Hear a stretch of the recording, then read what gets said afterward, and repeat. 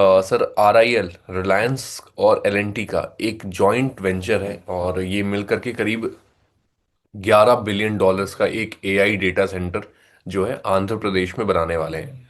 रिलायंस लगातार हमने देखा सर स्टॉक प्राइस में बहुत ही अच्छी शानदार तेजी कल या परसों के दिन पर भी आई थिंक कि कुछ 1-1.5% का मूव देखने को मिला था। आज हल्की गिरावट है, 1565 के आसपास में भी ट्रेड कर रहा है। सर रिलायंस में क्या करना चाहिए, इन लेवल से क्या करना चाहिए, और क्या किसी को फ्रेश बाइंग करनी है तो वो 25-26% जो बने हैं उनको भूल के अभी भी फ्रेश बाइंग कर सकते हैं, या थोड़ा इंतजार करें, थोड़ा सा और डिप्स पे बाई करें?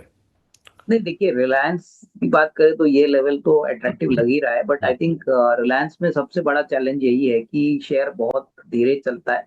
तो आपका नजरिया थोड़ा सा लॉन्ग टर्म होना चाहिए, क्योंकि देखिए इसमें तो जो रिटेल का बिजनेस है, टेलीकॉम का बिजनेस है, इसमें डेफिनेटली हमको लगता है कि वैल्यू अनलॉकिंग आएगी। हो सकता है 1 साल में, 1.5 साल में जरूर आएगा। और ऊपर से ये जो क्रूड के प्राइसेस नरम चल रहे हैं, उसका भी फायदा इनको इनके ऑयल एंड गैस बिजनेस में मिलेगा।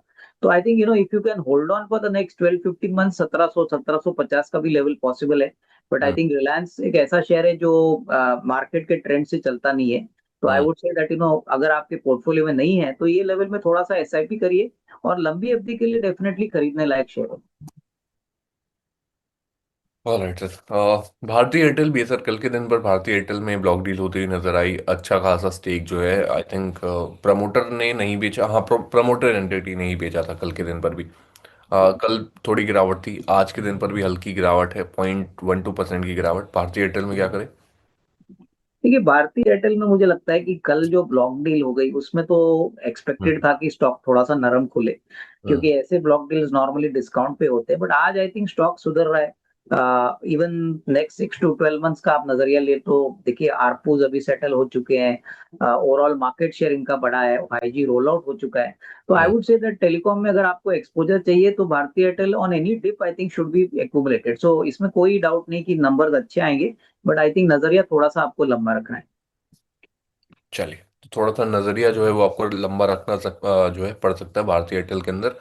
कल के दिन पर भी हमने देखा कि कुछ जो है ब्लॉक डील्स हुई जिसके जरिए शेयर्स जो है बेचे गए। अ, अगर मैं आपको बताऊं तो प्रमोटर एंटिटी जो है उनकी, इंडियन कॉन्टिनेंटल इन्वेस्टमेंट, उन्होंने करीब 3-3.5 करोड़ इक्विटी शेयर्स बेचे थे, और जो टोटल वैल्यू थी इसकी वो करीब 7,195 करोड़ रुपए के आसपास की थी। तो मतलब एक अच्छा खासा स्टेक यहाँ पर बेचता हुए नजर आए। सर एक और काउंटर है मंगलम ड्रग्स एंड ऑर्गेनिक्स का, ट्रैक कर रहे हैं आप? वापस नाम बताइए please. Mangalam drugs and Organics. नहीं, ये स्टॉक हम ट्रैक नहीं करते हैं। ऑलराइट सर, तो इसके अंदर एक खबर ये है कि टाटा कैपिटल ने इसमें से करीब 3-3.5% का स्टेक जो है वो बेचा है, ऑफलोड किया है, और करीब 4.5 लाख शेयर्स थे, और फ्लोर प्राइस जो था वो करीब 33 रुपए पर शेयर का था। और ये जो डील हुई ये करीब जो है 1.5 करोड़ रुपए के आसपास की रही। तो बहुत छोटी आई थिंक कंपनी जहाँ पर टाटा कैपिटल का स्टेक था, और वो वहां से एग्जिट करते हुए नजर आए। सर कुछ और काउंटर्स भी हैं।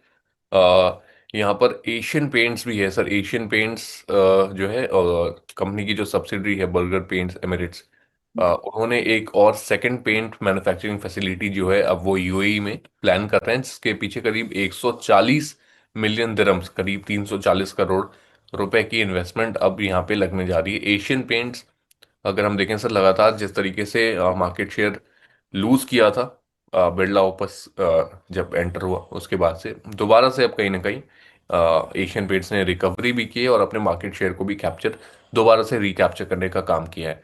आज के दिन पर थोड़ी हल्की तेजी है एशियन पेंट्स में, 2908 के लेवल से फ्रेश एंटर कर सकते हैं यहाँ पे, या क्या करना चाहिए सर, क्या व्यू बन रहा है?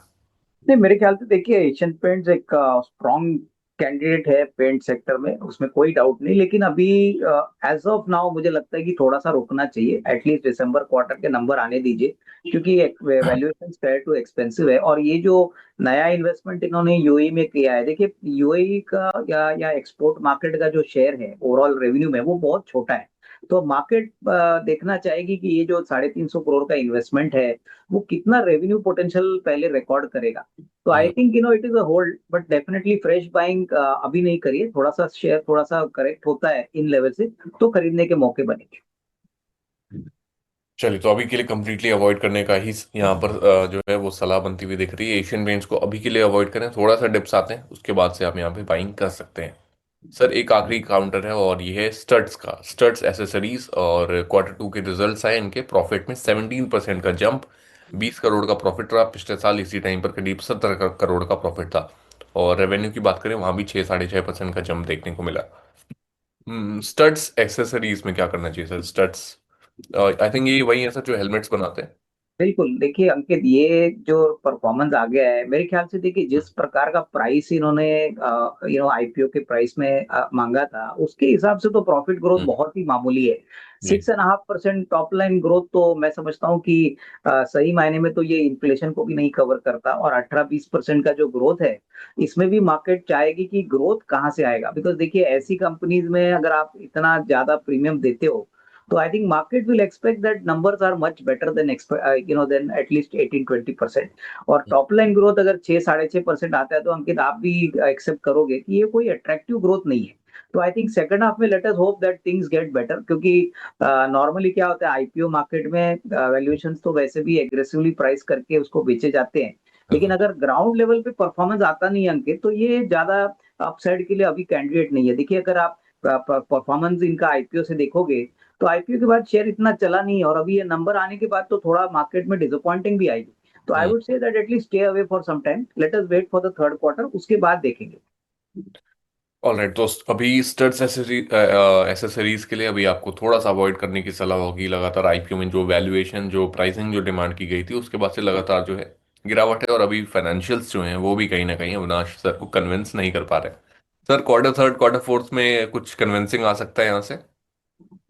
नहीं, हो सकता है। देखिए इनका मार्केट जो है वो ज्यादातर टू व्हीलर मार्केट के हिसाब से चलता है, क्योंकि हेलमेट्स तो आपको भी पता है टू व्हीलर राइडर्स ही पहनते हैं।